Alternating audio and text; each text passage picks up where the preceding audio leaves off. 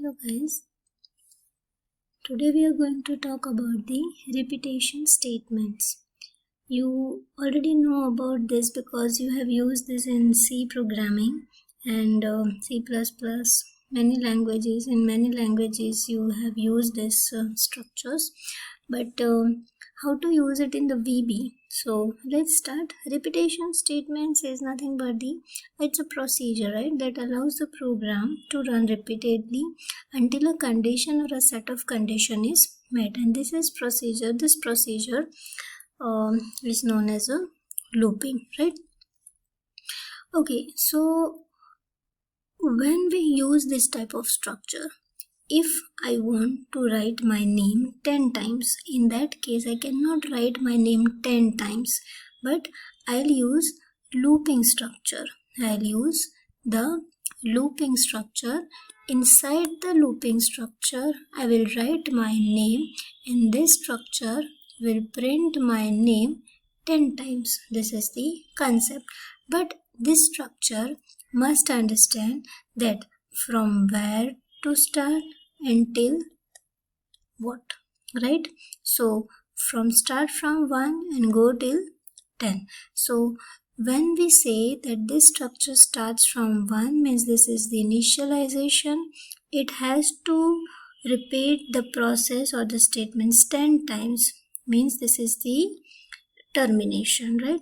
And when it prints one time, then second time, then third time, then fourth time, like that, total 10 times, and that we call the repetition, right?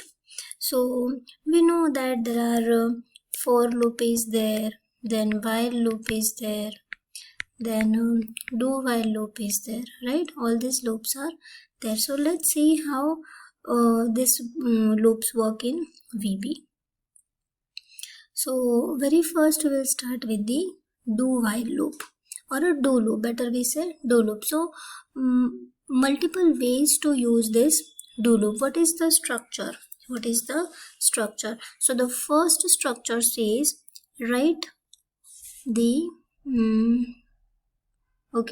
write the do is a keyword, then while, do while is a keyword and which starts the loop. Then you need to write the condition, like until what you want to repeat these statements, and then inside it write down your statements and close it with the word loop. So if you notice in this C like programming, we used to use curly brackets to open and close the loops, right? But here we don't use any curly brackets. Simply we write do while, then condition, then some statements, and just simply write the loop word. This is the first method. The another method is this is the do while loop, right? This is another method. Just write do, then write down your statements, then write loop while. This is your do while loop, right? This is your actual do while loop. Means in this case loop will get executed at least at once. Either the condition is true or the false, and then the condition. So it's very easy. This is the second type. Then the third type is, instead of while you can write until. So do until and condition, until what, right? And at the end loop, and in between you can write down your statements. Similar way, the fourth type, write down do, then loop until means it will contain your termination, right? So there are 4 different ways you can apply your logic. There is no any fixed, right? It is not fixed like you can only use this loop or that loop. It solely depends on your choice, your logic. So this is about the do loop.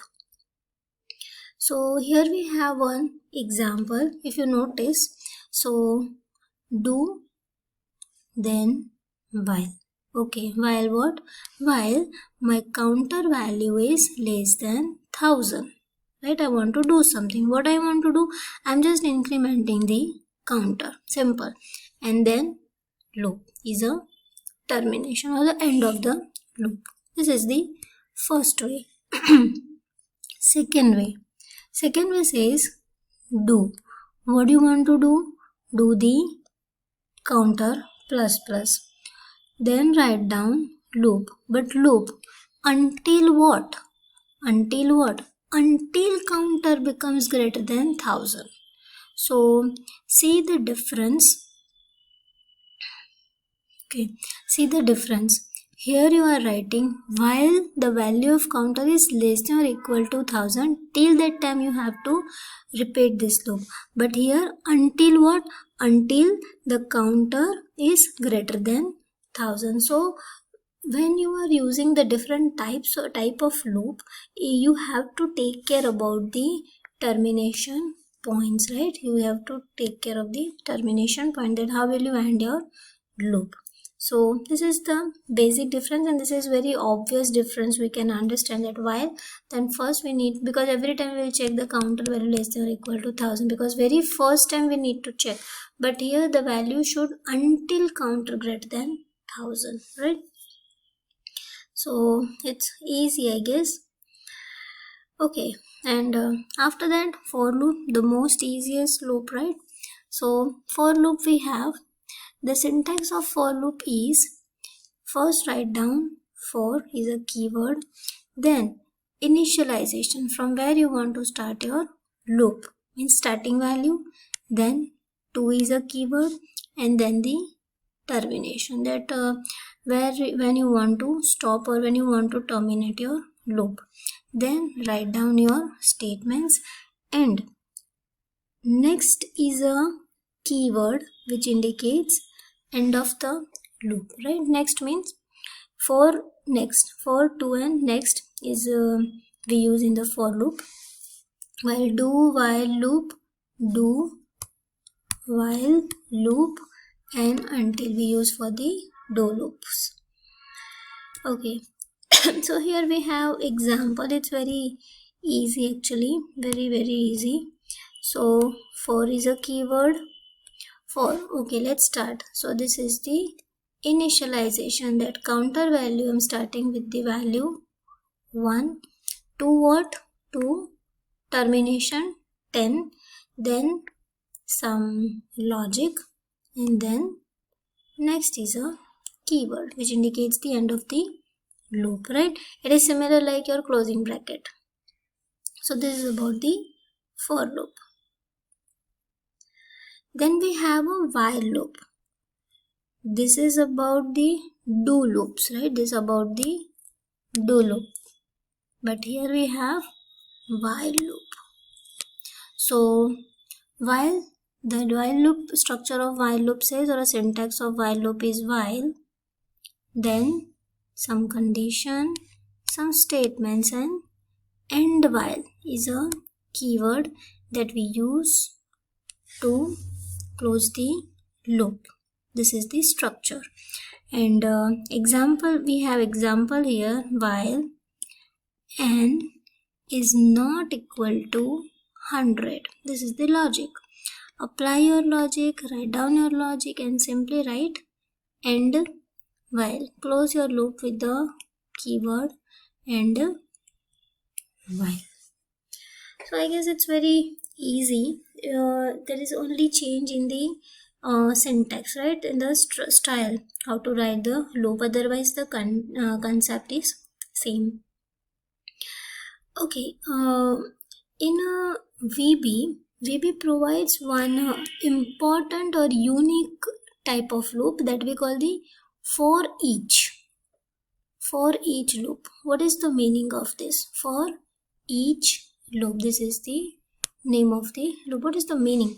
What happens, for example, let's say here you have a form, right? Here you have a form, and on this form you have 1, 2, 3, 4, 5, 6 text boxes or more than 6, and here you have the button reset. The button reset button is there.